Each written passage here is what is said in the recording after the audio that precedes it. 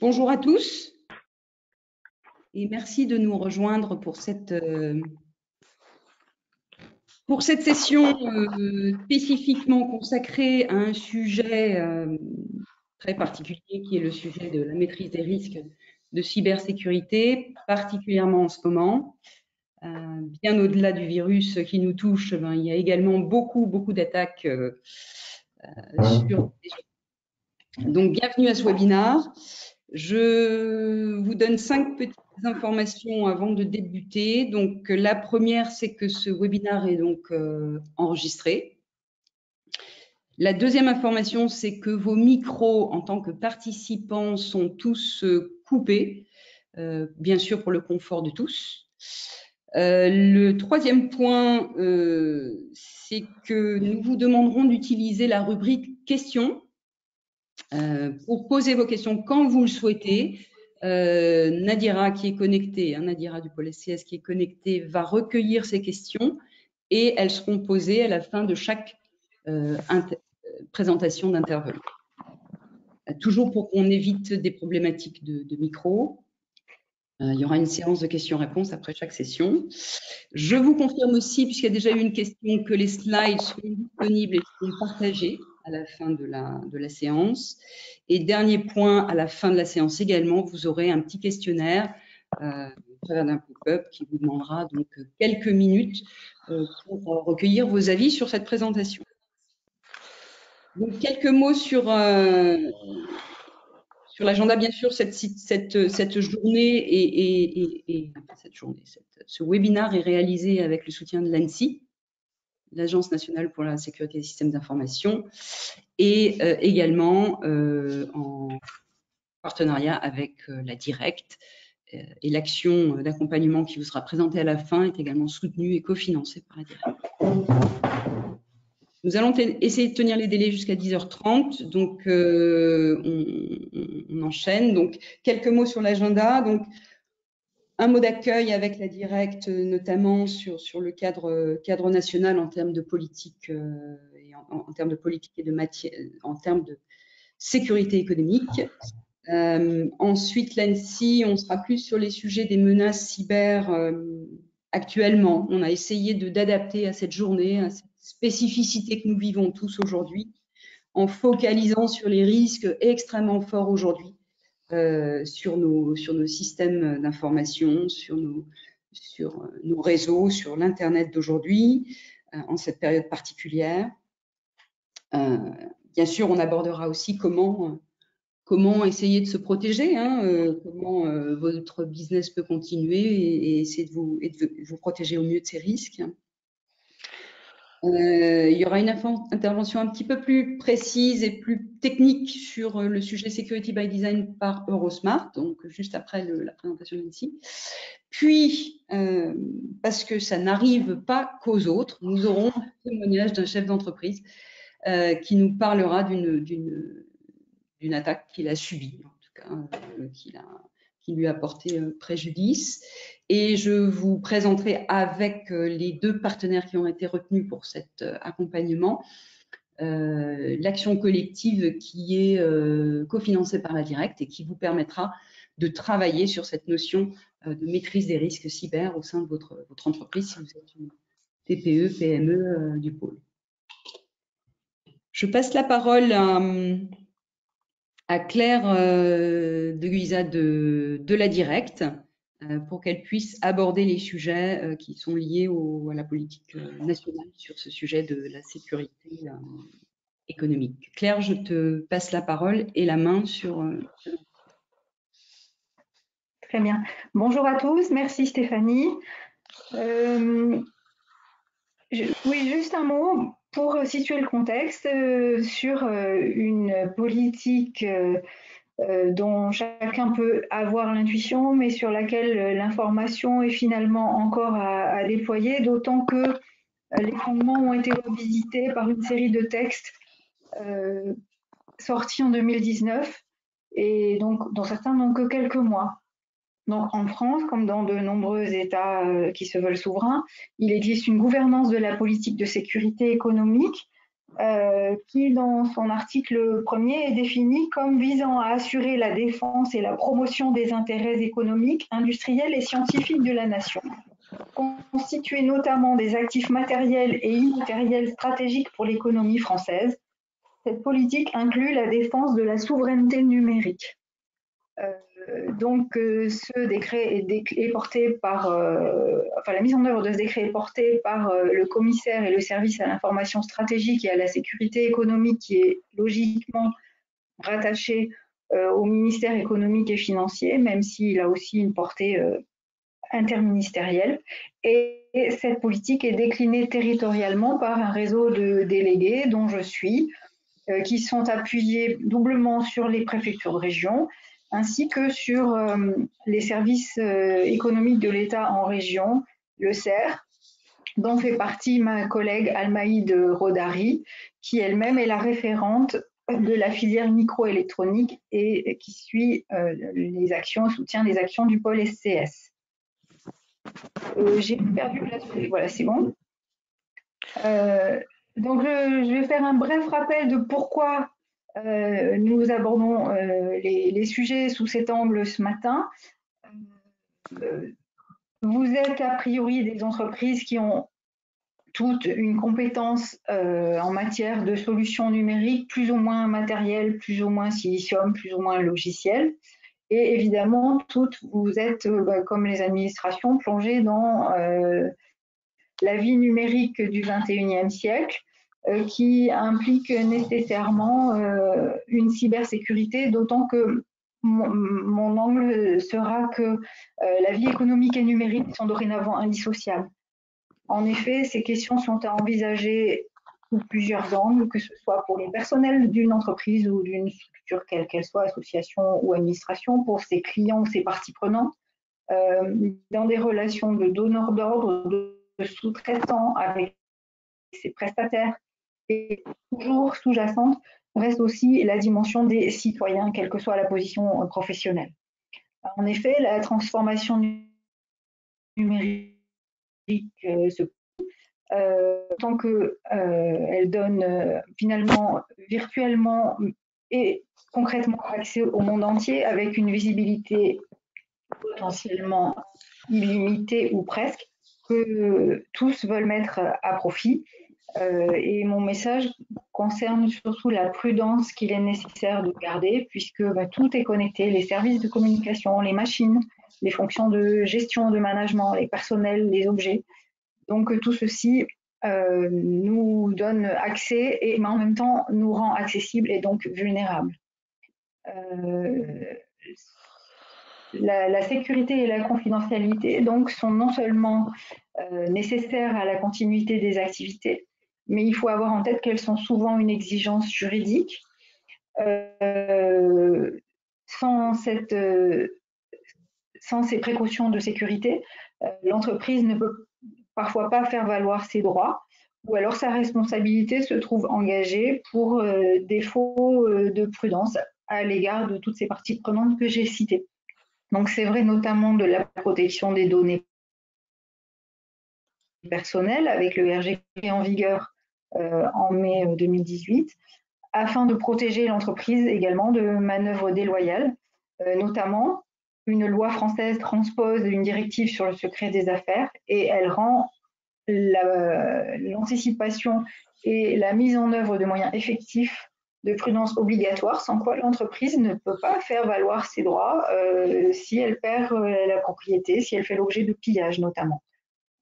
Et enfin, évidemment, la cybersécurité doit être effective avec des mesures simples qui prévoient des sauvegardes, des protections contre les attaques, des plans de reprise, etc., points qui seront développés ultérieurement. Il faut également avoir en tête que le numérique fait partie de la réflexion dans les relations sur éventuellement la délocalisation des activités ou des éléments de son activité. Elle fait partie de la réflexion sur l'internationalisation. Les réseaux sociaux nous ont rendu cela naturel et on y pense peut-être plus suffisamment tous les jours. Mais il faut bien avoir en tête que de nombreux services en ligne sur le cloud ou par les réseaux sociaux qui deviennent notamment un outil de relations clients sont nées d'un droit des États-Unis où l'acceptation du partage de toutes ces données est le principe d'organisation de base et auquel finalement, bien souvent, quand on accepte les conditions en cliquant parce qu'on entre sur un site, on valide sans prêter attention à la portée qu'elles peuvent revêtir. Très souvent, en fait, ce clic vaut acceptation de renoncement à la pleine propriété de ces données. Cela étant, c'est parfois dans des conditions donc d'éthique qui ne sont pas forcément celles de la France ou de l'Europe. Et ça pose un enjeu de souveraineté très clairement, notamment si on s'en réfère à ce qui est appelé le Cloud Act, c'est-à-dire Clarifying Lawful Overseas Use of Data des États-Unis, lequel prévoit, au terme d'une loi de mars 2018, que les autorités judiciaires américaines peuvent exiger unilatéralement, en dehors de toute entraide judiciaire, c'est-à-dire sans avertir les États et les autorités judiciaires d'un autre pays, que les données détenues par un fournisseur américain, Web Amazon Service, Microsoft Azure et j'en passe, donc que les données détenues sur ces plateformes-là peuvent être remises à la justice américaine sans que personne en soit averti. Et il faut avoir en tête, dans le monde des affaires, que le droit américain repose sur le contradictoire et que donc ce sont vos concurrents, nos rivaux en termes de souveraineté publique, qui peuvent faire cette demande et obtenir ce qu'ils demandent simplement parce que le droit américain repose sur une organisation purement contradictoire. Vous voyez donc la dangerosité de l'organisation numérique actuelle passant sur le cloud dont la plupart des plateformes sont américaines. Ce serait peut-être pas mieux avec les plateformes chinoises, mais pour l'instant, la barrière linguistique nous met un petit peu à l'abri de cela. Voilà. Face à ça, les États s'organisent. Pour l'instant, ils sont un petit peu plus lents peut-être que le mouvement du numérique au XXIe siècle, mais ça s'accélère notamment dans le contexte actuel. Nous vous ferons peut-être passer après la plaquette qui suit et dont le verso contient les coordonnées de tous les services de renseignement et autres administrations qui vous apportent un soutien neutre, confidentiel et gratuit. Vous avez évidemment l'ANSSI, dont Moïse Moyal prendra la parole juste après. Vous avez parfois aussi l'INPI ou même des services spécialisés de police et de gendarmerie. N'oubliez pas non plus qu'il existe le site cybermalveillance.gouv.fr de façon à la fois à être guidé pour faire des signalements ou pour être assisté en cas de difficulté. Et je terminerai en citant un dernier soutien auquel on ne pense pas. En fait, l'activité partielle, celle qui permet actuellement pour l'épidémie de Covid 2019 d'aider les entreprises en les indemnisant pour cause d'arrêt d'activité au moins momentanée, juste auparavant, avait été aussi élargie au cas précisément des cyberattaques, de telle sorte que l'entreprise ait le temps de se remettre et que ça augmente ses chances de survie. Et donc dans ce cas-là, les directs pouvaient autoriser une indemnisation au titre de l'activité partielle. C'est en fonction donc de ce contexte que l'action sur les risques cyber a été envisagée. Excusez-moi, j'ai été un petit peu plus longue que prévu. Je cède la parole aux intervenants suivants et je vous remercie. Merci Claire, merci beaucoup. Nadira, est-ce qu'il y a des questions? Alors non, pour l'instant, je ne vois aucune question posée. Donc si vous avez des questions, n'hésitez pas. Si vous avez des questions, c'est le moment. Faites-le au fil de l'eau dans votre petite rubrique questions. S'il n'y en a pas, on passe à l'intervenant suivant. Oui, je pense qu'on peut avancer. Il n'y a aucune question pour le moment. Parfait. Je passe la parole à Moïse Moyal Bonjour à tous. de l'ANSSI, pardon. Excusez-moi. Je te laisse prendre la main. Normalement, tu peux faire avancer le... Parfait, parfait. Donc, merci Stéphanie, merci Claire. Bonjour, donc je suis Moïse Moyal de l'ANSSI, l'Agence nationale de la sécurité des systèmes d'information, en charge des régions Provence-Alpes-Côte d'Azur et Corse. Donc juste un mot sur l'ANSSI, donc on est une autorité nationale en matière de cybersécurité. On est rattaché donc au secrétariat général de la défense et de la sécurité nationale, qui est lui-même un secrétariat rattaché au service du Premier ministre. L'ANSSI a pour bénéficiaires ce qu'on appelle les opérateurs d'importance vitale, donc les OIV, les opérateurs de services essentiels, donc on en parle beaucoup en ce moment avec la crise actuelle, et les administrations. Par rapport à ces bénéficiaires, on a 3 missions. On a la mission de les défendre. Donc, en cas d'attaque, on est souvent appelé les cyberpompiers de l'État.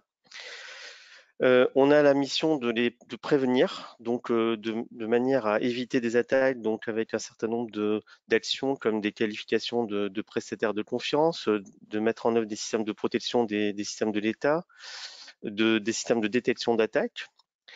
Et on a une troisième mission qui est une mission d'information et de sensibilisation. C'est ce qui m'amène à être là avec vous aujourd'hui pour diffuser un certain nombre de recommandations à différents publics de tout ordre, la petite et moyenne entreprise jusqu'à la très grande entreprise en passant par les collectivités territoriales. Voilà. Donc le sujet d'aujourd'hui, on va présenter rapidement, donc on a une petite demi-heure, un certain nombre de risques et on va également contextualiser ces risques par rapport à la crise sanitaire que nous connaissons actuellement. Alors j'ai plus la main. Alors attends, je vois plus le. Ah ça y est. J'ai plus la main sur la. Ça y est, j'ai retrouvé la main. Alors donc la menace cyber. Donc la menace cyber, je pense qu'on en a tous parlé tous les jours, hein, il suffit d'allumer sa radio. C'est devenu une réalité quotidienne depuis maintenant plusieurs années, avec une augmentation qui est liée bien sûr à l'augmentation de l'explosion donc des usages numériques, comme on peut l'imaginer très facilement, et un certain nombre d'attraits pour on va dire usurper et également donc pour des raisons tout simplement lucratives également. Donc on a un certain nombre d'objectifs dans les attaques, hein. Ça peut être des objectifs de sabotage. Donc on veut saboter une entreprise, le fonctionnement d'une entreprise.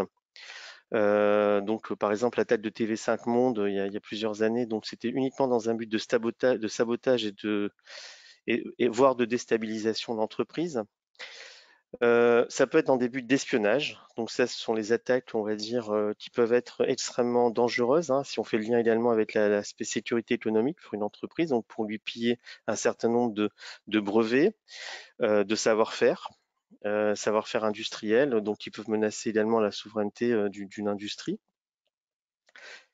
Et un troisième type d'objectifs, ce sont des objectifs plus mafieux, plus lucratifs, donc uniquement pour vous extorquer de l'information. Donc on va parler également ce matin d'attaques par rançongiciel. Donc c'est généralement ça se manifeste par ce type d'attaque. Mais on a également d'autres types d'attaques pour vous extorquer, comme les fraudes aux faiseurs de virements, par exemple. Donc ces attaques, en fait, ont comme conséquence énormément d'impacts. Vous pouvez avoir des impacts financiers, bien sûr. On parle de plusieurs millions d'euros à chaque fois qu'il y a des attaques. Impact, bien sûr, en termes d'image, de réputation ou impact juridique, notamment par rapport au vol de données personnelles. Si ces données personnelles n'ont pas été mal protégées, l'entreprise risque d'être poursuivie si elles ont été volées. Voilà. Donc généralement, j'essaie d'avancer le slide. Alors généralement, qu'est-ce qui se passe? En fait, bien que le risque cyber soit aujourd'hui considéré comme l'un des 3 risques principaux au niveau des entreprises, hein, c'est ce qui a été remonté lors du dernier sommet de Davos, celui-ci reste encore sous-estimé par les dirigeants des entreprises. Ça, c'est ce qu'on constate généralement. Donc, ces risques, en fait, ils sont pas pris en compte à leur juste mesure, sauf lorsque vous avez une cyberattaque. Une fois que la cyberattaque a eu lieu et on a mesuré l'ampleur des dégâts, là, on a pris conscience du risque. Donc, en fait, le premier message que fait passer l'ANSSI, c'est qu'on est tous concernés, depuis le particulier, depuis le citoyen, jusqu'à la très grande entreprise.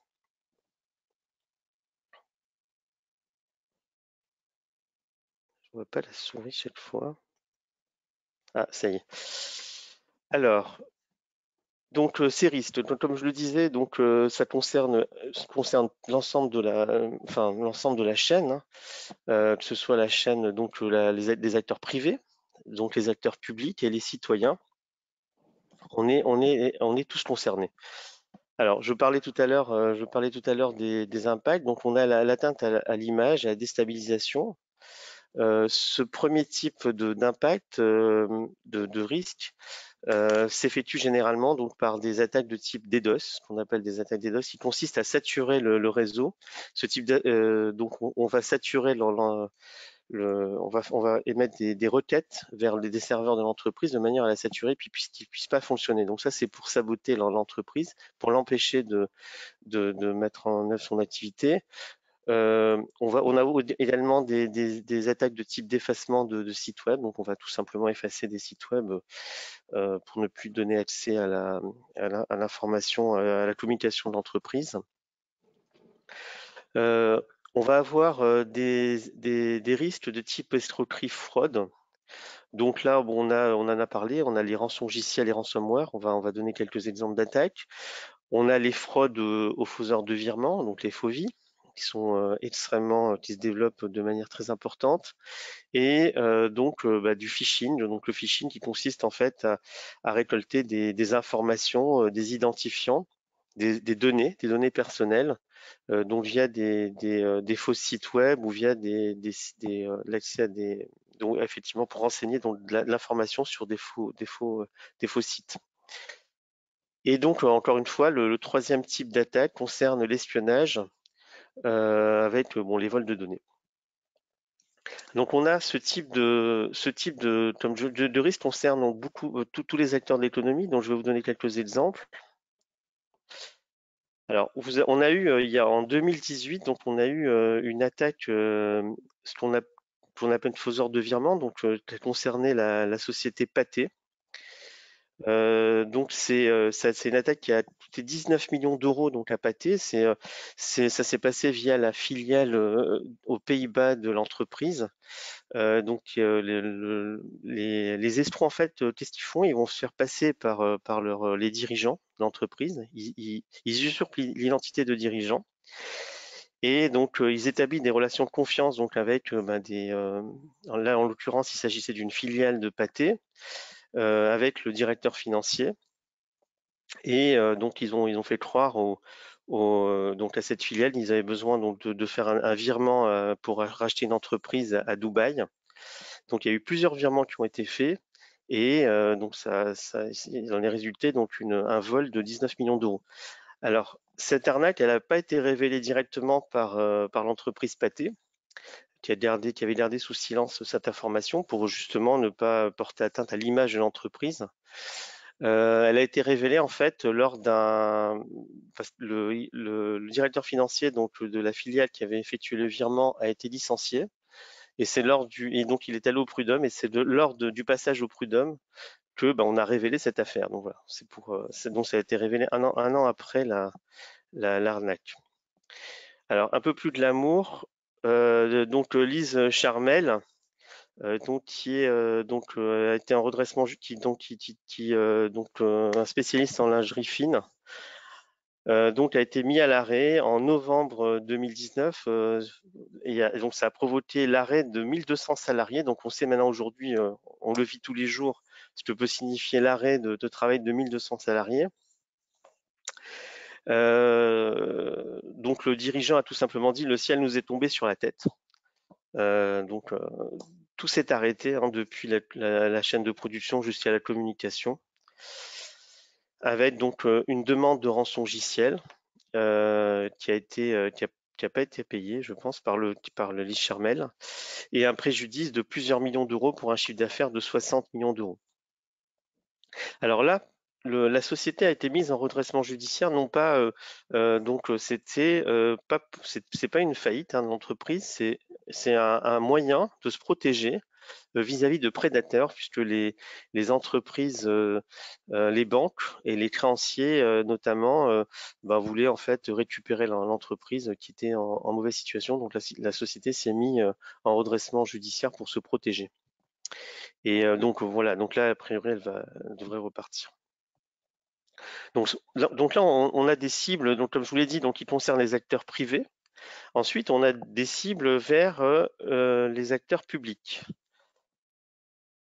Alors le Grand Est, donc là l'ANSSI a été sollicité, a reçu ce signalement donc le 14 février 2020 pour une grande région, donc il y a la région Grand Est, donc qui a eu également un rançongiciel, qui a perturbé l'ensemble de la collectivité. Donc 7500 agents étaient touchés sur les différents sites de la région, donc c'est assez lourd comme en termes de dégâts. Et ça concernait également les postes informatiques des lycéens, donc là qui n'étaient pas à l'époque utilisés comme aujourd'hui, mais qui ont subi un préjudice. Donc heureusement, l'entreprise avait effectué ses sauvegardes de manière correcte et le retour à la normale s'est effectué assez rapidement. Alors je continue avec les cibles concernant les acteurs publics. Alors donc là on est un peu plus proche, donc on se rapproche de notre région, donc avec une cyberattaque qui a concerné la ville de Marseille et la métropole et la ville de Marseille, et également la ville de Martigues, donc qui a été déclenchée le 13 mars sur l'ensemble des serveurs de la métropole de Marseille et de la ville de Marseille. Donc l'ensemble des applications ont été bloquées et la ville est en train actuellement de se remettre à flot ses serveurs, et le fait de manière progressive. Les hackers donc ont demandé une rançon qui n'a pas été payée, et l'ANSSI conseille vivement de ne pas payer les rançons en cas d'attaque, et plutôt de chercher à faire de la remédiation à partir des sauvegardes de données. Voilà, donc en fait on a beaucoup d'attaques sur les acteurs publics et les collectivités depuis quelques mois. L'ANSSI recueille beaucoup de signalements. Et on est en train de mettre en place une politique spécifique vis-à-vis des collectivités territoriales, donc pour mieux les armer par rapport à ces risques. Alors, malheureusement, dans les acteurs publics, il y a également des cibles qui sont qui concernent les hôpitaux. Alors là, je vous ai donné l'exemple du CHU de Rouen qui a été victime d'une cyberattaque en novembre dernier, en février dernier, pardon, qui a paralysé complètement le CHU de Rouen. C'est-à-dire que le CHU s'est retrouvé en mode papier-crayon pour l'ensemble de ses services, et a même été amené à rerouter les patients, donc les urgences, les patients qui venaient vers l'hôpital pour des soins, vers d'autres hôpitaux de la région, hein, tout simplement, puisqu'ils n'avaient pas les moyens, en raison de la fermeture de tout le service informatique. Il restait que le téléphone. Ils n'étaient pas en mesure donc de soigner les patients correctement. Donc ça a été rétabli rapidement. La situation a été rétablie assez rapidement. Par contre, il y a eu un week-end assez difficile, où encore une fois le CHU ne pouvait absolument plus utiliser son outil informatique. Et donc, il s'agit toujours d'une attaque par rançongiciel. Encore une fois, j'insiste beaucoup sur cette menace qui est devenue la menace numéro 1 vis-à-vis des collectivités territoriales et vis-à-vis des entreprises. Alors, par contre, on a parlé donc des acteurs privés, des acteurs publics, mais la menace concerne également les particuliers.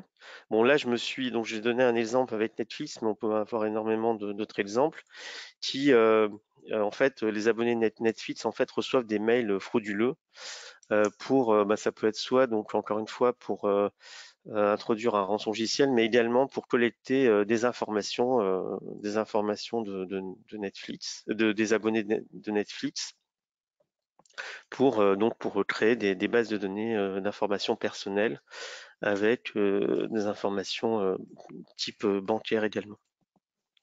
Concernant les particuliers, donc un autre type d'attaque qui est plus une attaque par ingénierie sociale. Donc vous pouvez recevoir des arnaques par SMS qui vous demandent de payer en ligne tout simplement la TVA suite à des frais de dédouanement. Donc voilà, ce sont des attaques assez classiques qu'on trouve qui sont remontées au service de gendarmerie et de police. Alors concernant maintenant la crise actuelle, je voulais en fait vous donner quelques éclairages sur la crise actuelle. Alors la crise actuelle, bien sûr, il ne s'agit pas d'une crise, absolument pas d'une crise cyber, hein. On est dans une crise sanitaire. Pour l'instant, bien que je vous ai présenté quelques attaques, on n'a pas d'un événement d'importance. Bon, il y a eu quelques attaques, mais on va dire on n'est pas dans une crise cyber actuellement. Et voilà, donc on est très vigilant au niveau de l'ANSSI, sachant que on a constaté une augmentation très importante de tentatives d'hameçonnage qui ont été constatées ces derniers temps. Ce sont ce qu'on appelle des attaques d'opportunité, hein, qui sont menées par des hackers. Les hackers ne s'arrêtent pas, bien qu'ils ne font pas de trêve. Et donc, on appelle principalement à la vigilance, que ce soit au niveau professionnel ou au niveau personnel, hein. Alors, je vous donne l'exemple un chiffre, hein, donc le chiffre du DG, du directeur général de cyberalliance.gouv.fr du 31 mars 2020, qui constate qu'il y a quand même 400% d'augmentation de tentatives d'hameçonnage. Donc, ce sont des tentatives, hein, elles aboutissent pas forcément, parce que il y a quand même une sensibilisation forte à ce type de tentatives d'attaque. Un mot sur cybermalveillance. Cybermalveillance, c'est le dispositif gouvernemental qui en fait permet de remonter des signalements aux victimes de cybermalveillance et qui effectue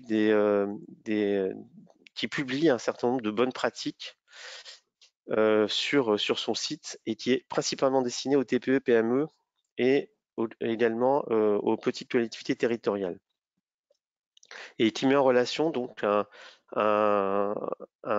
une victime d'attaque avec un prestataire de confiance, donc pour l'aider à remédier en cas d'attaque, à faire de la remédiation en cas d'attaque.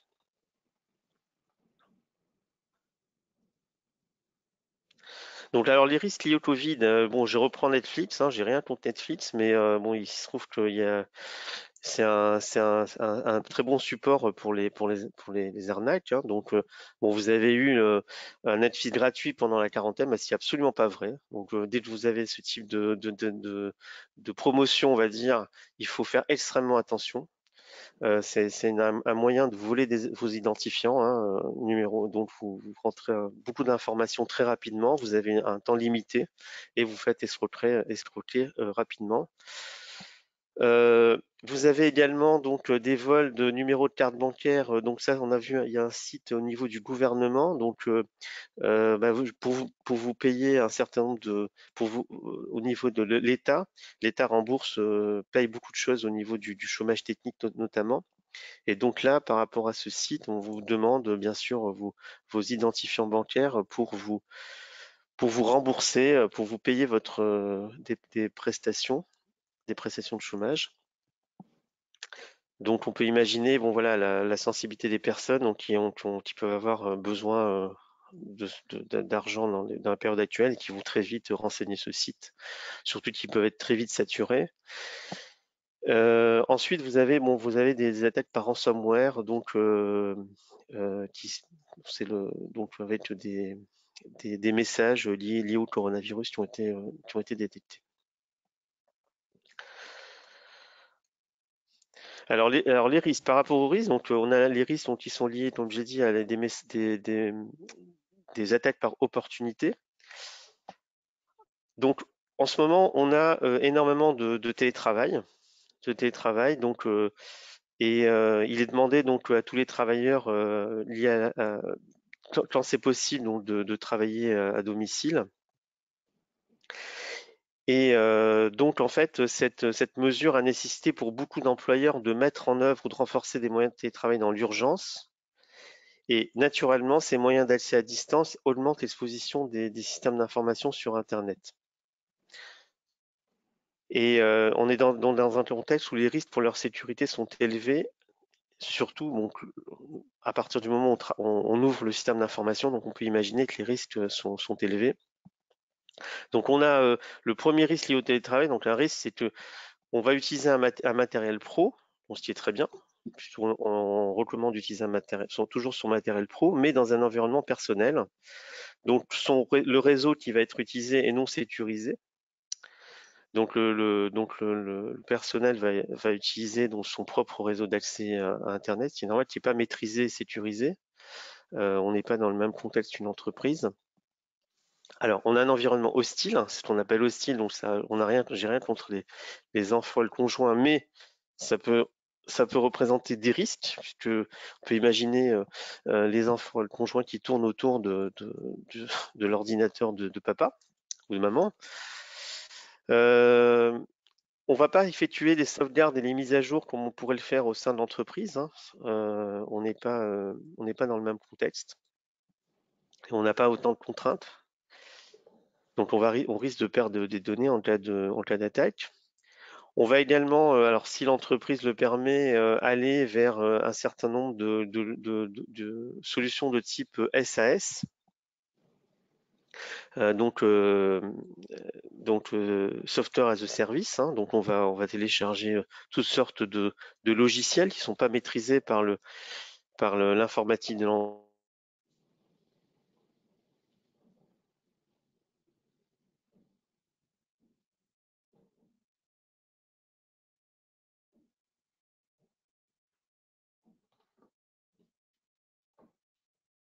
Moïse?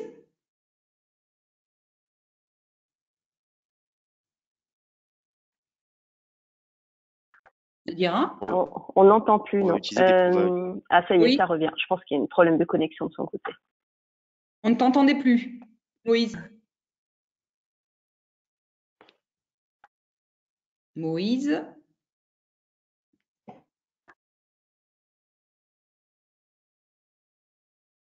Je vais voir ce qui se passe. La connexion a été interrompue. Ah, voilà, ça y est. C'est un problème de connexion.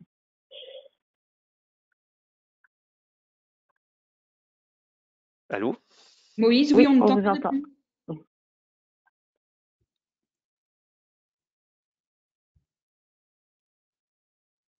S'il y a un problème de connexion, Moïse, peut-être que tu peux te joindre par téléphone.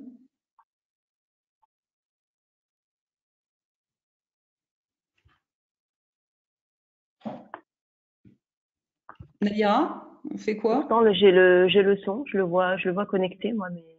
Pareil, je le vois connecté. Non, il est hors ligne, donc il a dû se déconnecter. Je pense qu'il va se reconnecter. Désolée pour cette interruption momentanée de nos programmes. Il y a quelqu'un qui nous dit Moïse s'est fait hacker sa connexion. C'est tout à fait ça. C'est le gendarme qui nous a attrapés.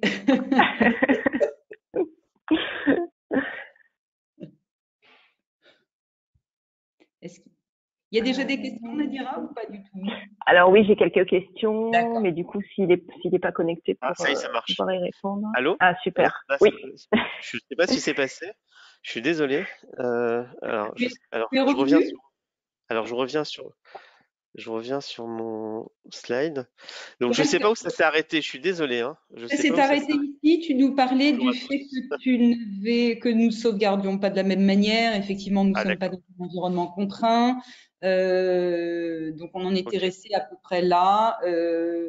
Voilà, sachant qu'il Ok. reste à peu près 5-6 minutes pour ton Très intervention. bien, je vais accélérer.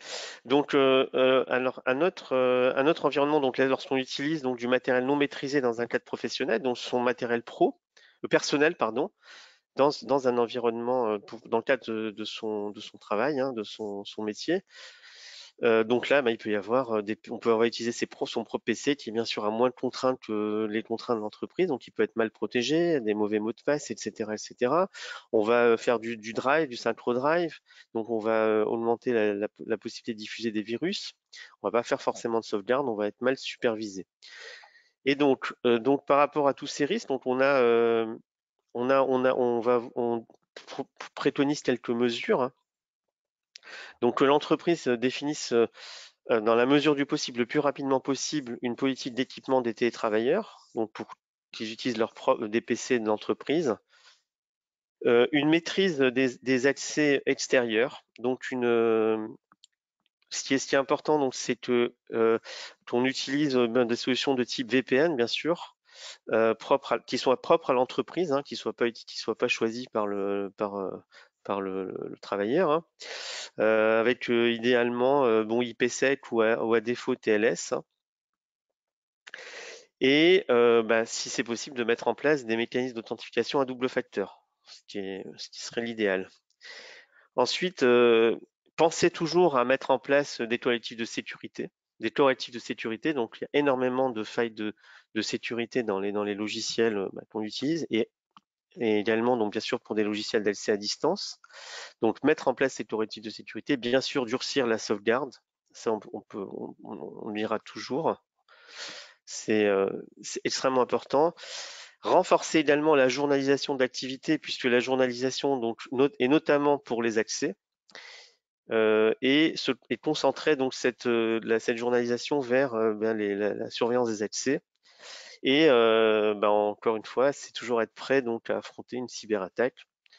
Donc là, c'est une recommandation qu'on fait fréquemment. Et on peut aussi profiter de cette période pour accompagner les collaborateurs, donc avec des sessions de sensibilisation. On peut en faire à distance pour d'abord les sensibiliser aux risques qu'ils prennent liés au télétravail, comme on le fait aujourd'hui. Et surtout aussi demander à ce que le moindre incident, le moindre risque soit remonté systématiquement à la cellule informatique de l'entreprise, à la cellule sécurité informatique de l'entreprise. Et on peut profiter aussi de cette période pour se former à la cybersécurité. Donc, on a le MOOC de l'ANSSI, donc vous avez l'adresse qui est affichée sur le site. Et le jour d'après, donc suite donc au confinement, il y a un certain nombre de mesures à prendre qui sont recommandées. Donc là, on en met juste quelques-unes, hein. Mais on met les principales. Donc c'est programmer le retour des PC Pro. Donc il va falloir le faire de manière progressive. Réinitialiser les mots de passe des collaborateurs. Un audit externe d'exposition, un scan pour voir quels sont comment la situation a évolué avant le confinement et après le confinement.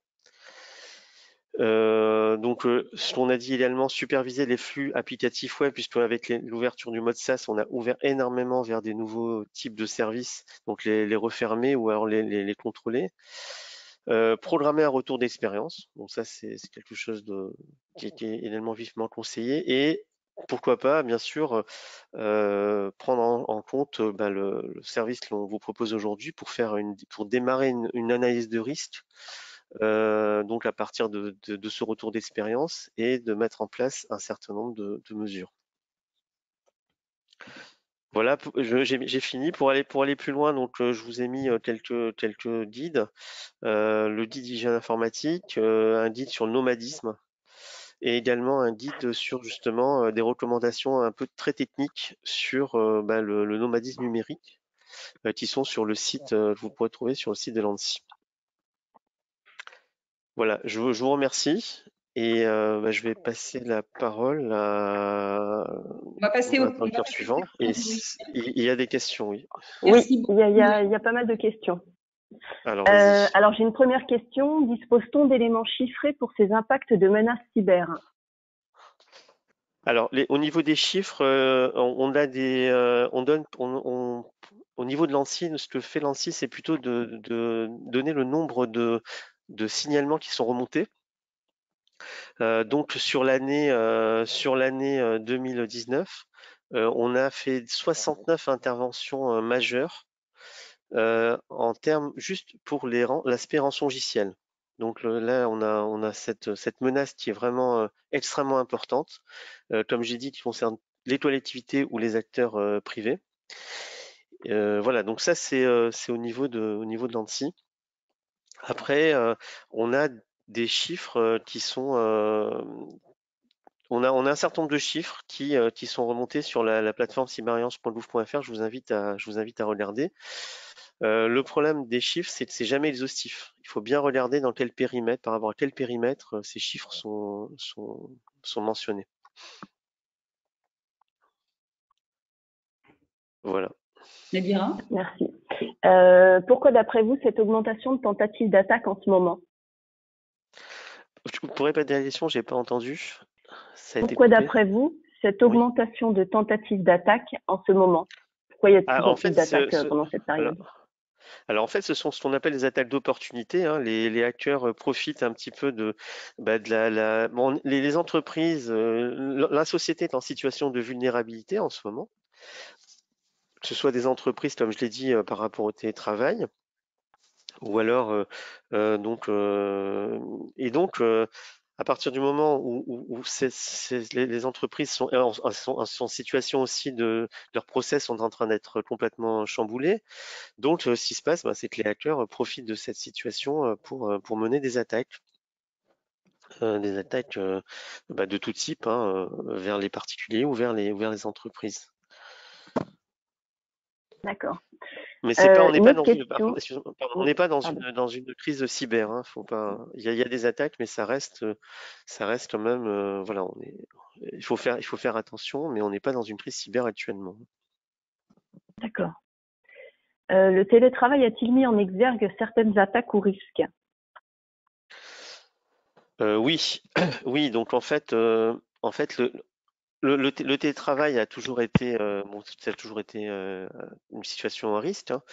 Sauf que là, on l'ouvre à énormément de télétravailleurs et on n'utilise pas des moyens d'accès extérieurs sécurisés comme on pourrait le faire si on ouvrait le télétravail de manière progressive, de manière réfléchie, en faisant une analyse de risque préalable, en utilisant un certain nombre de logiciels de sécurité. Donc on le fait de manière extrêmement rapide et donc c'est la situation d'urgence qui crée les risques liés au télétravail. D'accord. Une autre question, l'ANSSI a-t-elle une position sur l'usage de l'application Zoom? Oui, en fait, c'est pas la position d'ANSSI, c'est la position d'un bulletin sur la vulnérabilité a été émis par CERT-EU, donc le CERT européen, qui a donc émis un bulletin d'alerte sur la vulnérabilité liée à Zoom, et donc on recommande de ne pas utiliser Zoom pour des usages professionnels, surtout s'il faut échanger de l'information sensible. Voilà donc le bulletin d'alerte donc est sur enfin je pourrais vous le transmettre, hein. Donc il décrit un certain nombre de failles liées à cette application. Et donc c'est bien que ce bulletin ait pu être émis aussi rapidement. Une dernière question, pourrions-nous avoir une idée du coût de la mise en place de telles mesures, accès VPN, sauvegarde de distance? C'est extrêmement difficile enfin, de donner des informations sans connaître le contexte de l'entreprise. J'ai pas ce type d'information à ma possession. Y a-t-il une alternative recommandée? Une alternative recommandée par rapport à quoi? Alors, la question est posée brute. Non, Alors, on précise. Non, il n'y a pas de précision. non, en fait, bon, le fait d'aller vers le télétravail, on peut pas empêcher donc la société enfin, l'économie de fonctionner, et c'est extrêmement, enfin voilà, c'est un usage qui est extrêmement bénéfique.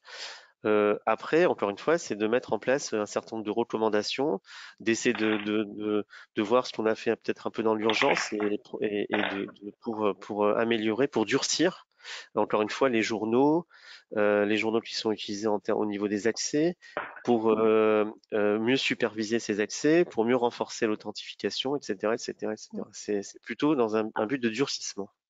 Alors là, on précise, en fait, y a-t-il une alternative recommandée à Zoom? Ah, pardon. Euh, Pas de souci.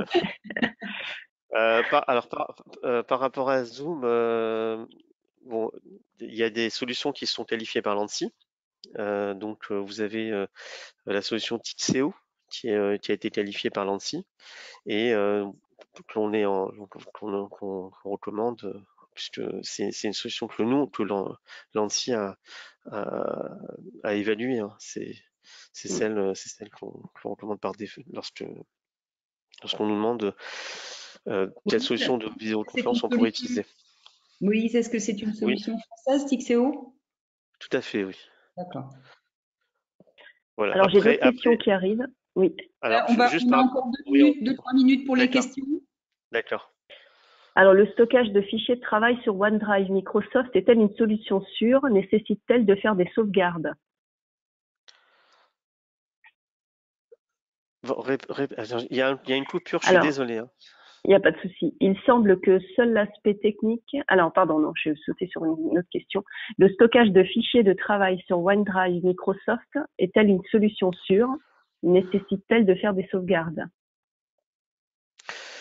Comme je l'ai dit, en fait, bon, les solutions OneDrive, en fait, elles fonctionnent, elles sont performantes. Après, bon, bah, c'est toujours pareil. C'est est-ce que on a mis en place des solutions de partage de fichiers dans la précipitation? Est-ce que ces données, elles sont stockées enfin, elles sont pas stockées sur le territoire national, voire européen? Voilà, donc au niveau sûreté de fonctionnement, je dirais, ce sont des solutions qui sont extrêmement fiables, hein. Elles fonctionnent très bien. Après, est-ce qu'on va pas prendre un risque par rapport à nos données personnelles, par rapport à la souveraineté des données? Enfin, voilà, ça dépend du contexte de l'entreprise, mais au niveau fonctionnement, ça apporte une ergonomie et puis une, une- comment dire, une facilité pour, pour échanger au niveau de l'entreprise qui est très, très fiable. On a une très bonne fiabilité. D'accord. Une On a une dernière autre question. question. Ouais, une dernière. Alors, niveau prédiction, est-ce que vous avez des logiciels conseillés par l'ANSSI pour éviter des attaques en avant? En fait, non, on n'est pas dans la prédiction, on est dans la détection. On est dans la détection, donc on a des solutions de détection qui sont proposées donc en open source, puisqu'on a une politique d'open source et qu'on va mettre à disposition de la communauté de plus en plus en termes et donc ces systèmes de détection aujourd'hui ne vont pas jusqu'à la prédiction d'attaque. Ce sujet, je rebondis dessus. Il y a effectivement une entreprise qui est membre du pôle qui travaille sur les sujets de prédiction. Donc c'est un sujet, la personne qui a posé la question, je pourrais lui répondre par la suite. Et bien sûr, l'action qu'on va vous présenter tout à la fin de la session, c'est là que vous pourrez trouver aussi toutes ces réponses précises à toutes ces questions, hein, sur l'environnement des risques qui vous concernent en Oui, particulier. oui. On va s'arrêter là pour pas peut-être dépasser le temps. Est-ce qu'il restait beaucoup de questions, Nadira? Non, il restait 2 questions, mais Allez, si on fait 1 minute par c'est ce question, que. Allez. Il me semble que seul l'aspect technique ne suffit pas. Il faut aussi sensibiliser et former les collaborateurs. La formation est la pierre angulaire de la cybersécurité. Quel type de formation recommandez-vous? Alors moi, je vais faire de la. En fait, ça dépend de la cible. On a une formation en ligne qui s'appelle setnumetco.louv, 7num Academy, pardon, sur le site. Donc, il y a plusieurs modules. Et donc, en termes d'auto-formation, c'est pour un utilisateur du système d'information. Donc, c'est une formation qui est extrêmement utilisée et qui a eu beaucoup de succès. Donc, c'est un webinaire en ligne hein, qu'on peut mettre en place très rapidement et on peut bien sûr l'adapter au contexte de l'entreprise. Après, bon voilà, il y a d'autres types de formations qui sont beaucoup plus spécialisées, hein, puisqu'elles sont qualifiées également. Elles sont labellisées par l'ANSSI, pardon, et voilà, tous les niveaux, on a des formations.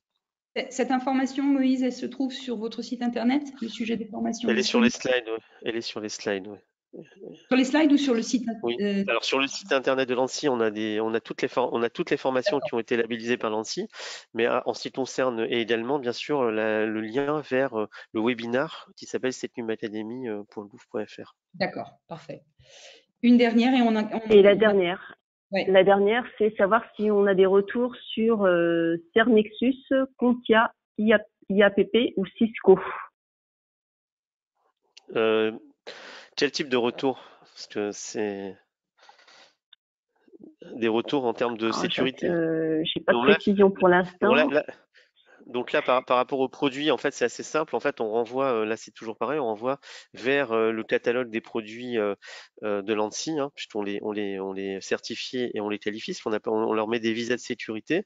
Donc, par rapport à ces produits, la première chose à faire, c'est de vérifier s'ils sont ou pas ils ont fait l'objet d'un visa de sécurité par l'ANSSI. Donc, et ensuite, la deuxième chose, c'est de voir par rapport à ces produits s'il n'y a pas des bulletins d'alerte sur le CERT-FR.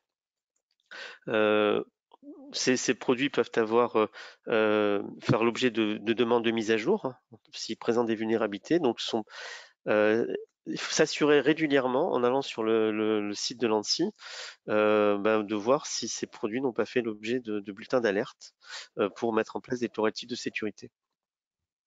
Merci beaucoup, Moïse. On va passer, merci beaucoup. On va passer à la présentation suivante qui est celle de Stéphane, qui représente Eurosmart. Je vais te passer la main, Stéphane. Merci. Voilà, tu as la main normalement. Merci Moïse. Alors, je vais essayer de la parcourir rapidement. Oui, alors effectivement, on a pris un peu de retard. Hein. Je suis navrée, on aura peut-être 5 minutes de retard puisqu'il y a beaucoup de questions. Donc, on va essayer de petit peu accélérer pour laisser la place effectivement aux questions, c'est important.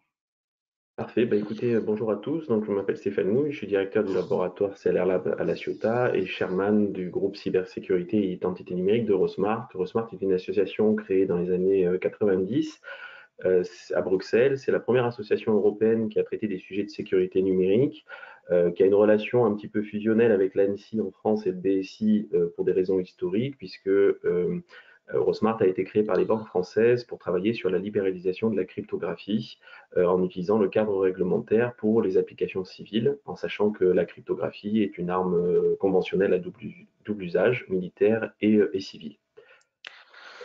Donc, la cybersécurité, on l'a vu dans les deux premières présentations, c'est un sujet au cœur de l'actualité, mais qui est né par l'attaque en Estonie en 2007-2008, où les États se sont rendus compte qu'un État peut être vulnérable et que tout peut s'arrêter. Et suite à ces premières attaques, cette première attaque d'un État, chacun des grandes plaques tectoniques a mis en place un cadre réglementaire de normalisation et une politique, une doctrine sur la cybersécurité. Et on a vu depuis 2016-2017 arriver trois grands programmes qui sont d'abord le Made in China avec le Cyber Security Act chinois de 2017, America First avec le Cyber Security Act américain et toutes les réglementations qu'on connaît, le Cloud Act, etc. Et l'Europe qui s'est structurée d'une façon un petit peu différente, qui est partie sur la réglementation IDAS pour la gestion de l'identité numérique et des services de confiance, et a mis en place ensuite la directive NIS, qui a été un dérivé de la programmation de loi militaire française de 2013. Et aujourd'hui, depuis un peu plus d'un an, on parle de digital sovereignty, comment créer une souveraineté numérique européenne. Et on le voit aujourd'hui, la souveraineté européenne et la souveraineté nationale est au cœur du débat politique. Pour résumer, tout ce qu'on a vu ce matin aussi, en fait, c'est lié à l'activité européenne, puisque la plupart des sujets sont sous la responsabilité de l'Union européenne. Tout d'abord, la partie données. Ce qu'il ne faut pas oublier, c'est que depuis la révision des traités européens avec le traité de Lisbonne, la Charte des droits fondamentaux européens fait partie du cadre législatif et à valeur de droit. Et la Charte des droits fondamentaux européens est une transcription de la Déclaration universelle des droits de l'homme et du citoyen de 1789, qui a donné la révision de la directive de 1995 sur la protection des données par la mise en place du GDPR, RGPD selon si on dit en français ou en anglais, et une réglementation spécifique au monde du télécom avec la réglementation e-privacy, dans laquelle on retrouve aussi les concepts de neutralité du net. En parallèle de ces activités-là, on a eu la la proposition en 2012 de la directive NIS sur les 7 secteurs stratégiques qui doivent opérer même s'il y a une attaque cyber majeure. S'en est dérivé le European Cyber Security Act qui donne un mandat permanent à l'ENISA et qui donne aussi un cadre européen de schéma de certification de sécurité. On va voir le lien avec la partie produit et la partie security by design, très importante parce que c'est une initiative franco-allemande de faire en sorte que les visas de sécurité en France et son équivalence en Allemagne aient une portée européenne. Et en parallèle de ça, au niveau cybersécurité, c'est créé un centre de compétences qui va gérer tout le fléchage des fonds cybersécurité. En parallèle de la donnée et de la cybersécurité, on a eu l'émission des règlements en 2012, votés en 2014 sur IDAS, qui définit l'identité numérique européenne, qui est la somme de l'identification plus l'authentification, et les services de confiance, tels que le recommandé, la signature électronique. Et bien sûr, en parallèle, l'identité numérique des voyageurs et des citoyens, avec les passeports biométriques et les cartes de résident. On a 3 sujets qui sont en transverse sur ces trois piliers législatifs. C'est donc la cryptographie et le chiffrement, l'identification, l'authentification de la signature et la standardisation. Et d'ici à 5 ans, on prévoit des nouveaux piliers qui vont se bâtir, notamment avec l'intelligence artificielle, avec une norme ISO en cours, une réglementation en préparation et aussi la 5G qui va chambouler les règles du jeu. Donc, sur cette Security by Design, je ne vais pas rentrer dans tous les détails. On a essayé au niveau d'Eurosmart de définir une chaîne de valeur. Historiquement, la cybersécurité, on parle uniquement des fonctions fonctionnelles qui sont identifiées, protégées, détectées, répondre et recover. Mais en fait, en parallèle de ça, il y a toute une chaîne de valeur qui impacte des produits, que ce soit des réseaux, du hardware, du software, des services et des données, qui sont la chaîne de valeur de la confiance numérique. Et comme vous pouvez le voir dans le 4e bloc en dessous, la chaîne de valeur, on a les schémas de certification sécuritaire et les schémas de certification de safety qui font partie de cette chaîne de valeur et qui introduisent la notion de security by design.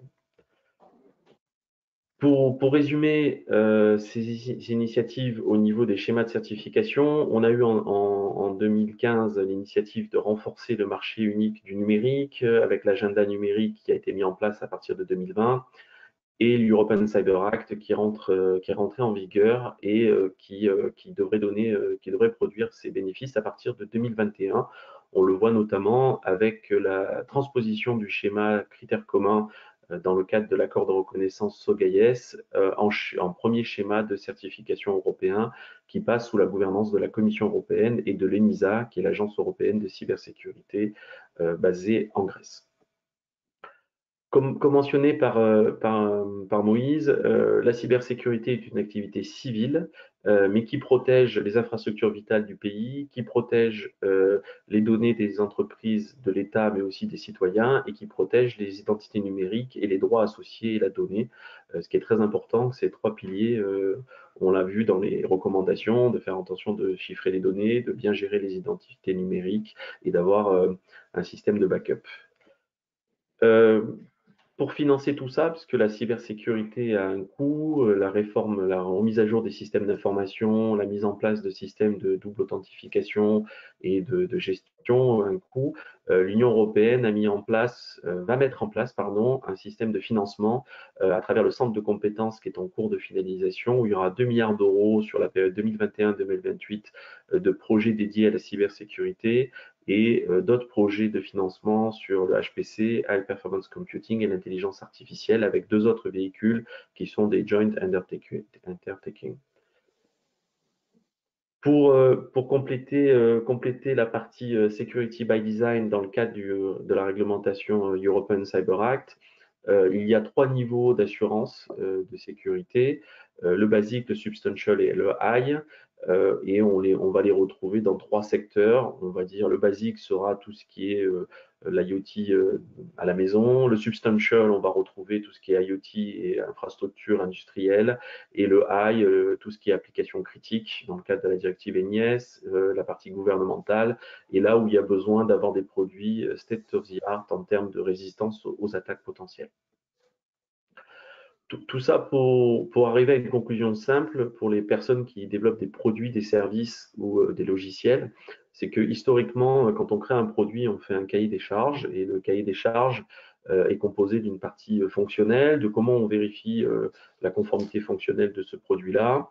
Ça, c'est à peu près pris en compte dans tous les produits qui existent au monde et c'est utilisé, on utilise des standards européens, des standards internationaux ou des fora ou des consortia ou ses propres normes propriétaires et on a nos outils de validation pour valider que c'est bien conforme à ce que ça devrait faire.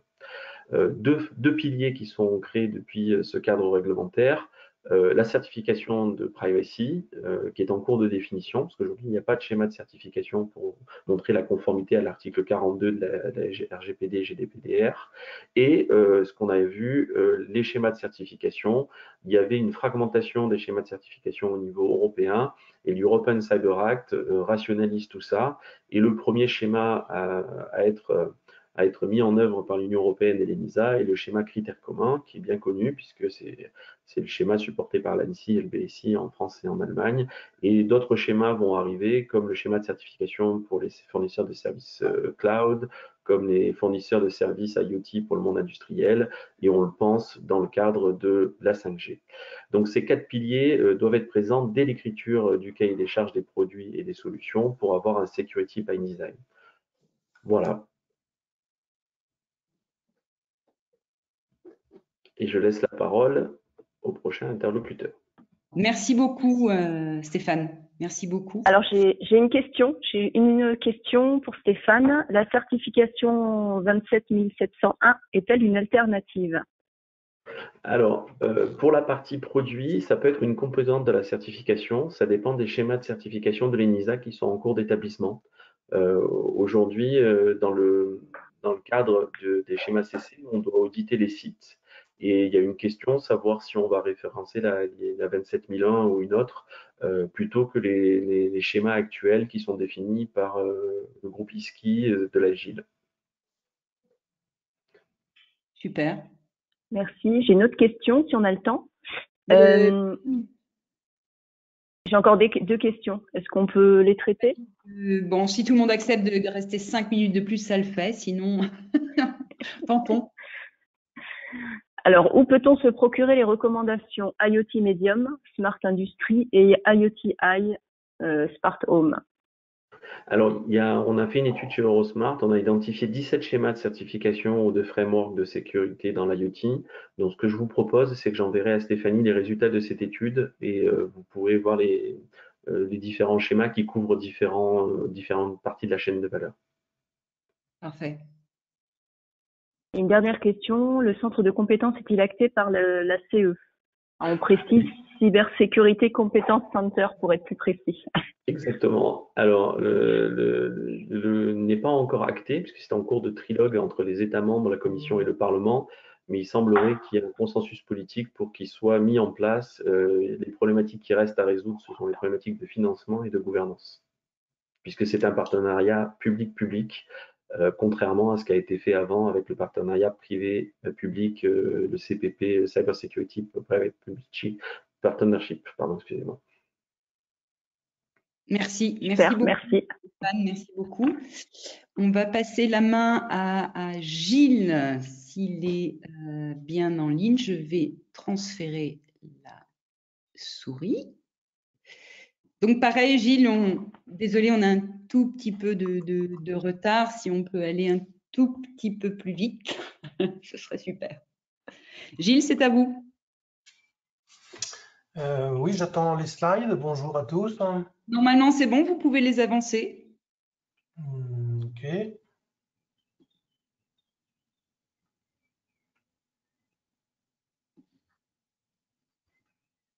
Voilà.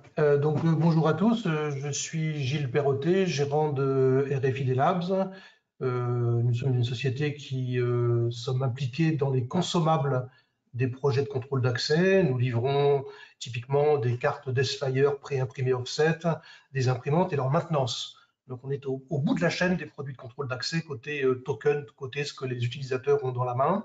On fait à peu près 1 million de chiffre d'affaires, 10 ans d'existence. Moi, ça fait 25 ans que, comme Obélix, je suis tombé dans la carte à puce dans la région. Vous imaginez chez qui, j'aime plus.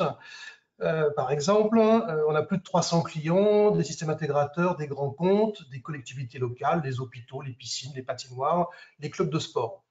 Donc nous livrons en gros entre 10 et 15 projets par semaine de cartes pré-imprimées, souvent à base de cartes MyFair, DESFire, etc., dont les cartes de la métropole de Marseille qui a subi une attaque. Et aujourd'hui, effectivement, ils en sont à acheter des piles pour être sûr que les UTL qui détiennent les droits d'accès dans chaque porte vont tenir jusqu'à la remise en place du système de contrôle d'accès. Donc on voit ici, et c'est mon témoignage, que effectivement, par mon témoignage, je vais vous expliquer quelle était l'attaque que nous avons eue, nous, qui est bien loin d'une attaque intelligente, j'ai envie de dire, puisque la vulnérabilité détectée chez nous, vous l'entendez à la seconde, j'en témoigne, la faille était localisée entre l'ordinateur et la chaise, et la faille, c'était moi.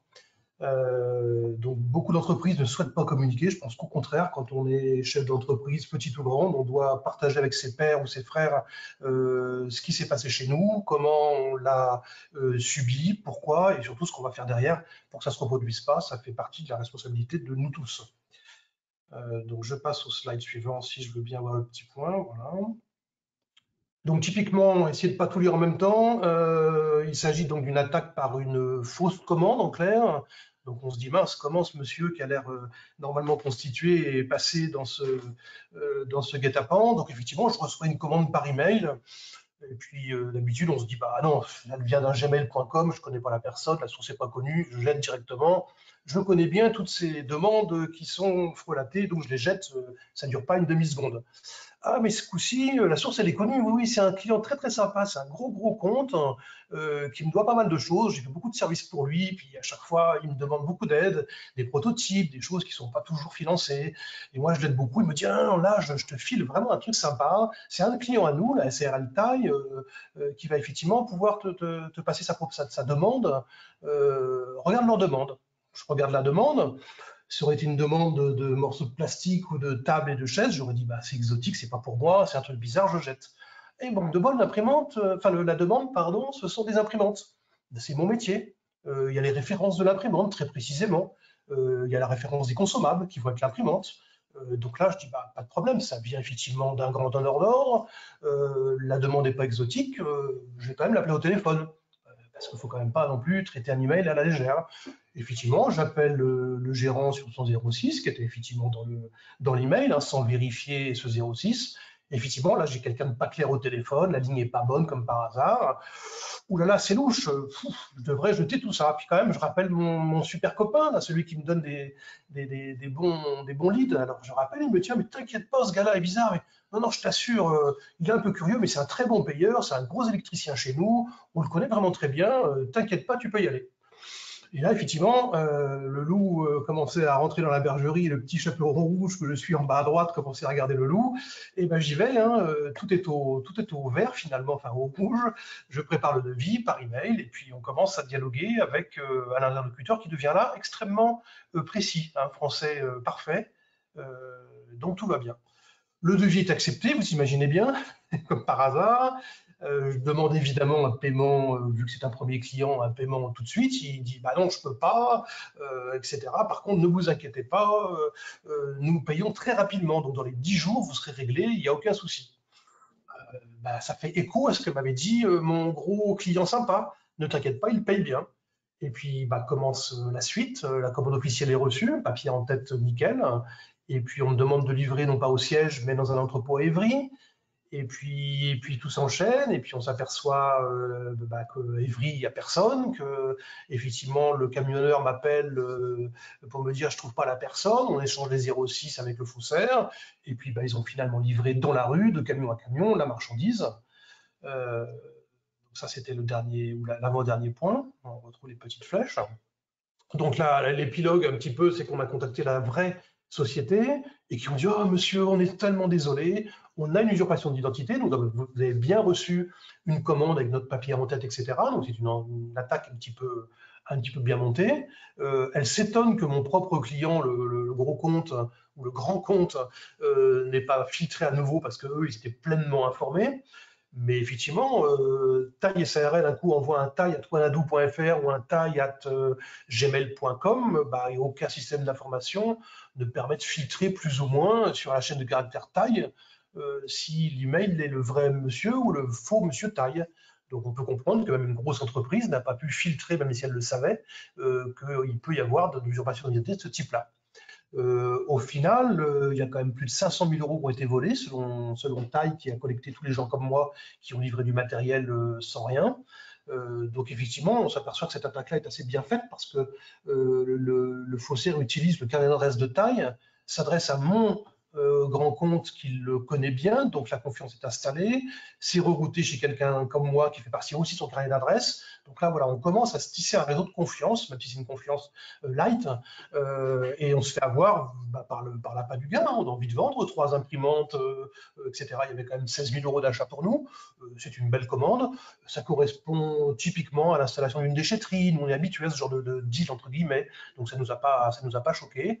Du contrôle d'accès aux déchetteries, typiquement, c'est ça. Un électricien a amené sa barrière, puis a besoin de quelques imprimantes et d'un gros tas de cartes pour faire ses cartes pour la mairie.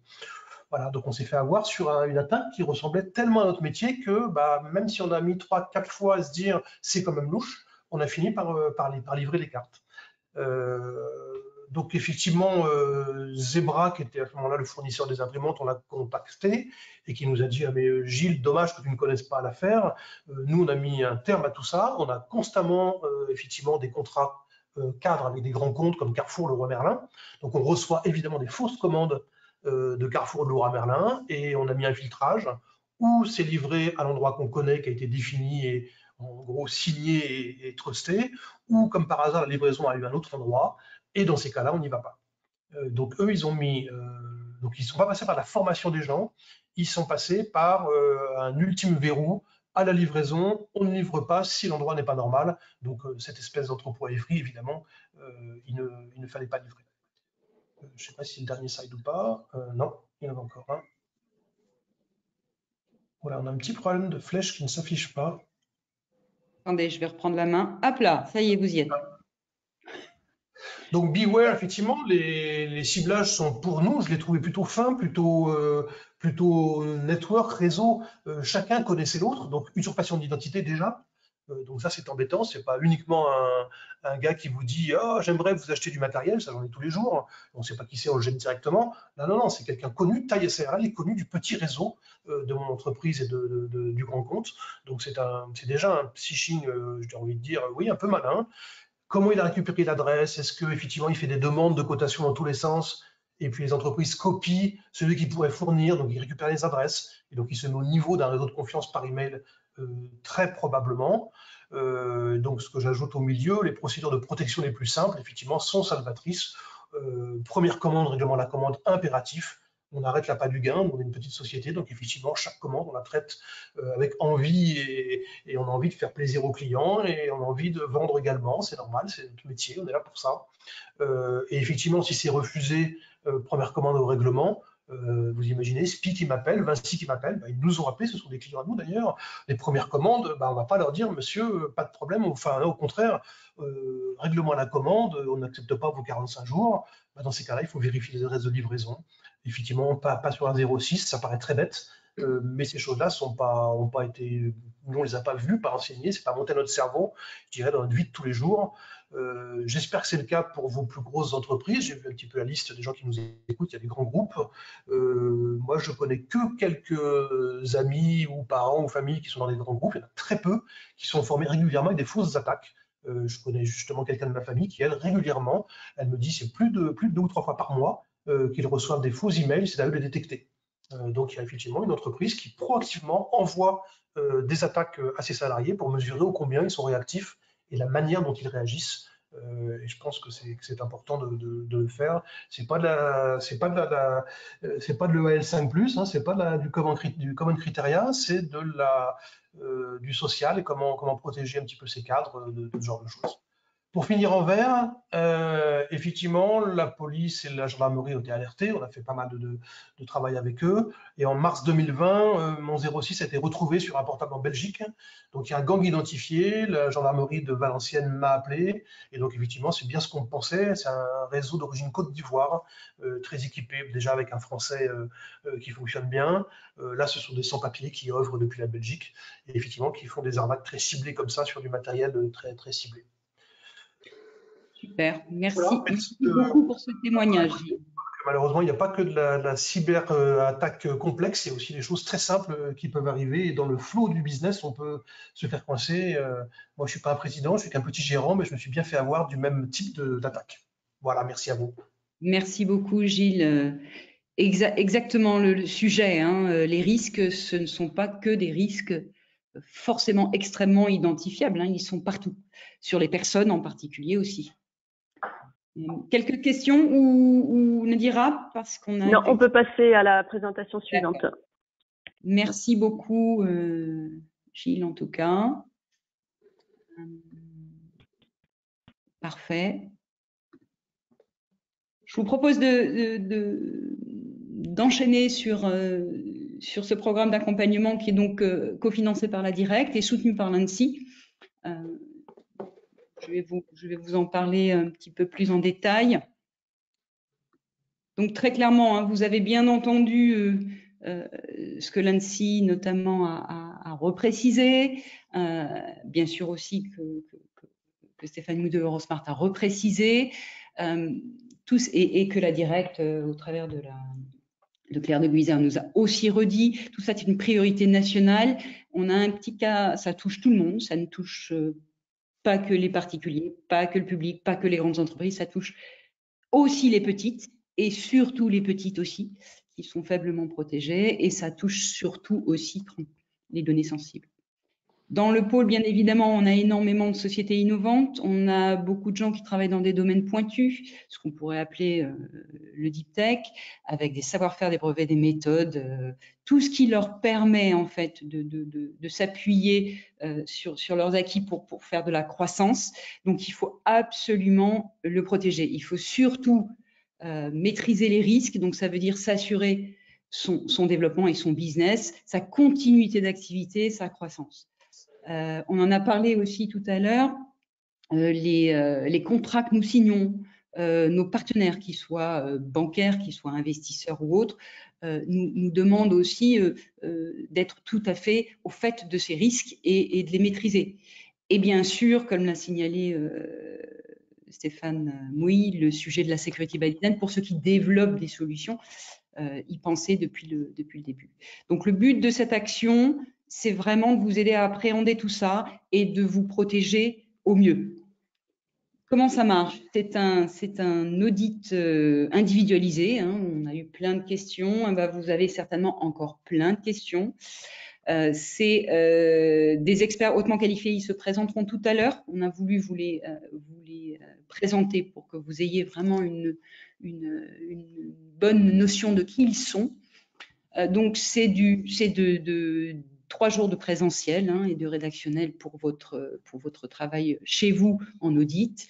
On est fortement, comme l'a dit Moïse Moyal, on est fortement sur les sujets qui sont basés sur des méthodes EBIOS. Donc, c'est une méthode développée par l'ANSSI, soutenue par l'ANSSI. Et aussi, ce qu'on a abordé tout à l'heure, l'hygiène informatique, ça en fait partie aussi. Donc, le sujet, c'est vraiment d'analyser vos risques, les identifier, les classifier par criticité, savoir comment les traiter, savoir mesurer les impacts qu'il peut y avoir, savoir définir les ressources qui sont nécessaires pour bien les suivre ou mettre en place des actions et définir un plan d'action extrêmement clair et des niveaux de priorité à l'intérieur de ce plan d'action. Il y a 2 choses dans cette action collective. Il y a la première qui est l'audit, ce que je viens de vous exposer, et il y a la deuxième chose qui est très importante aussi, c'est une fois que vous avez fait l'audit, nous avons effectivement la capacité d'accompagner encore un certain nombre d'entreprises plus en avant pour mettre en œuvre une priorité ou 2 priorités du plan d'action. Donc là, on est vraiment dans des choses très concrètes de l'action pure et dure pour vous aider à faire, plutôt qu'à identifier uniquement dans la partie audit. Ça peut être énormément de choses différentes. Il y a quelques exemples ici, comme la rédaction documentaire, la mise en place d'indicateurs, de la formation, ou tout simplement aussi, ce qui est important, du benchmark d'équipement, d'infrastructure ou de logiciel.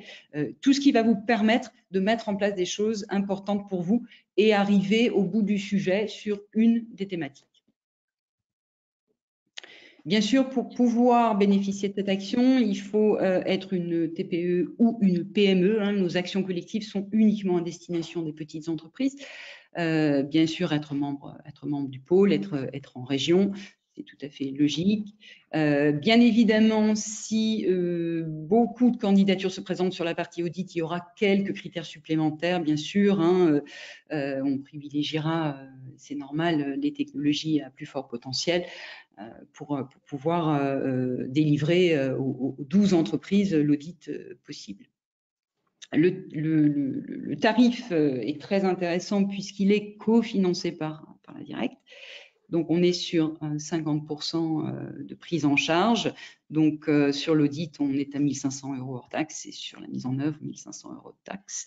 Donc, ça vous fait effectivement une aide assez substantielle sur ce sujet-là. Je profite du moment pour passer la parole, à Aurélie Barbier de la société Fidence, qui est donc le partenaire parmi les 2 partenaires que nous avons choisi pour accompagner les entreprises. Aurélie, je peux vous passer la parole pour vous présenter ? Oui, très bien. Et je vais faire rapide du coup. Ça sera simple, normalement, il n'y a qu'une slide. Donc du coup, bonjour à tous, Aurélie Barbier. Je suis consultante sécurité depuis un peu plus de 10 ans maintenant pour le cabinet Fidence. Je vais vous le présenter assez brièvement et puis après, je vais surtout vous présenter un peu notre vision, notre manière surtout d'accompagner les entreprises sur ces enjeux cybersécurité. Donc en 3 mots, Fidence, ça fait un peu plus de 15 ans maintenant qu'on accompagne des clients sur la thématique cybersécurité, à la fois des petites et des grandes entreprises aussi, et dans tous les domaines, que ce soit du public ou du privé. Donc, on a eu l'occasion d'accompagner des hôpitaux, comme l'a montré Moïse tout à l'heure. Il y a énormément d'hôpitaux qui sont également concernés par ces attaques cyber, mais on a pu accompagner également des banques, des industries et surtout au niveau des petites entreprises, des entreprises de type plutôt innovation, développement de produits, etc. Notre expérience et maîtrise des méthodes et surtout notre implication dans les standards permet d'assurer une certaine expertise dans nos missions, les missions qui sont de 4 types et surtout qui s'alimentent un peu les unes les autres, à la fois pour nous mais également pour nos clients. en tout cas pour les entreprises qu'on accompagne. Alors du coup, nos métiers, il y en a 4 et le principal, ça va être le conseil. Donc là, on va réaliser effectivement les analyses de risque, on va définir ou aider à définir les entreprises, pour les entreprises, leur PSSI, leur politique, leurs procédures de sécurité. On va les aider à mettre en place des actions pour se mettre en conformité avec le RGPD. Et surtout, c'est au travers de ces activités de conseil qu'on va pouvoir identifier les actions prioritaires et les coûts humains, financiers, temps associés à chacune de ces actions. Donc ça, c'est pour répondre un peu à une question qui a été abordée tout à l'heure. C'est bien au travers d'un état des lieux qu'on va pouvoir identifier les actions les plus pertinentes à mettre en place et le coût associé. En complément de ces missions de conseil, on va retrouver des missions qu'on va dire plutôt d'audit, donc audit organisationnel ou technique, donc typiquement des tests d'intrusion ou alors le test qu'on pourrait appeler le test du stagiaire, hein, donc quelqu'un qui a très peu de droits sur l'environnement et voir à quel point il peut accéder à des informations auxquelles normalement il n'a pas accès. Donc ça nous permet après d'alimenter tout simplement notre mission de conseil sur les actions correctives à mettre en place. Et puis, on est également organisme de formation. Donc, on a un catalogue là qui est à disposition sur l'URL présentée dans la slide. Donc, ce catalogue-là, il recouvre à la fois des formations certifiantes type norme ISO 27001, notamment pour les SMSI, mais également avec des formations qui peuvent être un peu plus spécifiques pour des petites entreprises sur justement sensibilisation à la cybersécurité ou les métiers, le métier du RSSI par exemple. Et puis enfin, notre expérience terrain nous permet de remonter des besoins qui sont assez concrets et du coup d'en proposer des solutions. Donc on est également éditeur. Historiquement, on a édité la solution Egeri Risk Manager qui maintenant est dans les mains de la société Egeri Software, que vous connaissez peut-être. Et puis là, le tout nouveau produit qu'on est en train de sortir qui s'appelle Apos, qui est là pour piloter les objectifs de sécurité. Donc c'est bien ces 4 métiers-là qui nous permettent au final d'accompagner les entreprises. Très brièvement et pour finir un petit peu ma présentation, c'est plutôt sur notre vision des choses et notre manière, nous, de nous approprier la cybersécurité ou en tout cas d'accompagner les entreprises à se l'approprier. C'est que nous, on essaye d'être un maximum disponible auprès de nos clients. Donc, c'est pour ça qu'on a un peu plus de 40 consultants qui sont répartis. On a plusieurs agences réparties en France. Notre enjeu principal, c'est bien évidemment d'assurer la sécurité des données de nos clients. Donc, pour ça, en général, on dit que les cordonniers sont les moins bien chaussés, mais nous, on essaye de s'approprier, de s'appliquer nous-mêmes les différentes politiques ou exigences sécurité qu'on pourrait proposer à nos clients. Donc, on a mis en place en interne pas mal de qualifications et de labels pour assurer la sécurité justement de nos prestations et des services qu'on fournit. Et puis surtout, on essaye d'être pragmatique puisque nous, notre principal enjeu, c'est de faire en sorte que les entreprises puissent avoir une certaine autonomie et une compréhension de la cybersécurité. On n'est pas là pour le plaisir de mettre en place des actions, le plaisir de mettre en place de la contrainte, comme c'est souvent vu auprès des entreprises, cette thématique cybersécurité. On est là pour accompagner et surtout pour identifier là où il y a de la valeur à protéger, le cœur de métier de l'entreprise. Et du coup, on est vraiment là pour essayer d'être au plus adapté aux besoins et au cœur de métier de l'entreprise. Et puis, en conclusion, très rapide, juste pour rebondir également sur une question qui a été posée, nous, notre vision, c'est vraiment que la cybersécurité, elle évolue constamment et c'est en fonction du contexte et surtout des besoins. C'est bien parce qu'il y a des nouveaux besoins qu'il y a effectivement des opportunités auprès des attaquants et plus cette surface d'exposition des besoins évolue et est grande et plus effectivement les différentes cyberattaques vont être possibles et se propager. Et donc ça va être notre objectif aussi, ça va être de vous accompagner sur la compréhension du monde extérieur, pas juste du monde de votre entreprise, pour que vous puissiez gagner en autonomie en fait sur cette gestion de la cybersécurité, parce que c'est pas juste un tour de roue, c'est pas juste en une action d'audit et d'accompagnement d'action que vous allez être sécurisé. Tout ça, il va falloir le revoir régulièrement pour vous assurer que vous êtes toujours en train de protéger vos actifs métiers. Voilà, donc ça, c'est un peu notre manière de faire, notre vision des choses. Notre objectif principal, ça va être de vous aider à le mettre en place et si on a l'occasion de le faire avec vous, ce sera avec joie. Voilà. Merci beaucoup Aurélie pour cette présentation. Je vais passer la parole très rapidement, quelques minutes de la même manière à Jean-Yves Oberlé de la société Sarapis. Je viens de passer la main. Est-ce que c'est bon pour vous, Jean-Yves? Je vérifie. Voilà, oui, c'est bon pour moi. Parfait, donc juste quelques minutes, voilà, 3-4 minutes pour qu'on puisse ensuite conclure. Voilà, donc je rappelle, les 2 structures ont été sélectionnées rigoureusement par le pôle SCS pour faire ces accompagnements et sont 2 sociétés de la région avec des expériences et des compétences fortes sur ce sujet. Merci Stéphanie. Je m'appelle Jean-Yves Auberlet, donc j'ai fondé, je dirige Sarapis depuis 16 ans maintenant. Sarapis est un cabinet d'audit, de conseil, de formation en cybersécurité. Nous éditons aussi des logiciels experts dans le domaine de la sécurité que nous concevons et que nous développons, bien sûr. Notre siège est à Marseille, voilà, au DOC à Marseille. Donc, c'est un petit cabinet, hein, nous sommes 4 consultants et 2 product managers fortement impliqués dans la région PACA. Hein. Nos clients sont essentiellement dans la région. Voilà. Et puis aussi, on est très impliqué dans la région PACA en termes associatifs. C'est-à-dire qu'effectivement, on contribue à des échanges et à des, comment dire, à l'évolution de la maturité de la sécurité dans la région auprès des entreprises, à travers, par exemple, le GREPSI actuellement, qui regroupe tous les RSSI de la région PACA. Parallèlement, bien sûr, aussi au CUGIR PACA, que j'ai aussi cofondé à l'époque. Donc, nous avons un profil commun. Hein. Nous avons eu des responsabilités opérationnelles de manager en entreprise. Hein. Nos consultants ont été soit directeurs des systèmes d'information, soit responsables de la sécurité, de l'audit, du contrôle interne, directeurs de département dans le domaine de la conception et développement de logiciels. Donc, nous avons eu des problématiques, nous avons eu à rencontrer nous-mêmes en tant que manager dans notre parcours des responsabilités en entreprise. Donc, on a été du côté effectivement des managers en entreprise. Voilà.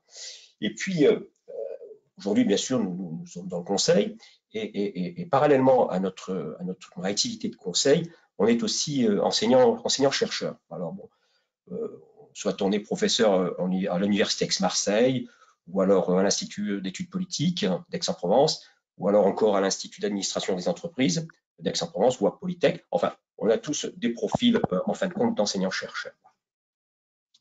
Donc, je passe au slide suivant. J'ai une barre qui m'empêche de passer au slide suivant en bas. Voilà, merci. Voilà, merci. Voilà. Donc, notre offre couvre le champ de la sécurité de l'information. Alors, bien sûr, on travaille sur toute la dimension de conformité aux lois, aux règlements, aux normes. Typiquement, bon, la loi de programmation militaire, comme le disait tout à l'heure Moïse, par rapport aux OIV, par rapport au RGPD, au RGS, ou alors à l'agrément d'hébergement de données de santé. Nous accompagnons aussi nos clients, pour certains, sur les certifications de type ISO 27001. Bon, voilà. Donc, c'est effectivement ce type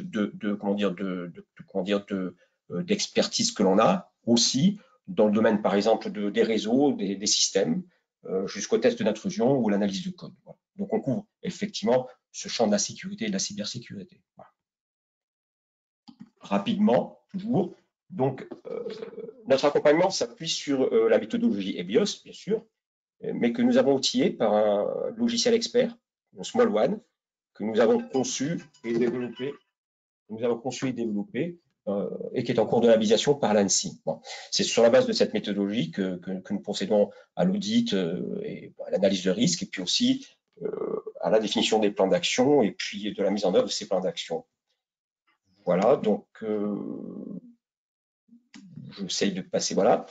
Donc ces plans de traitement, bien sûr, reposent sur des référentiels, hein, bon, l'ISO 27002, les mesures de l'ANSSI, tant sur le plan organisationnel que fonctionnel et technique. Bon, je vais conclure rapidement puisqu'on m'a demandé de le faire ainsi.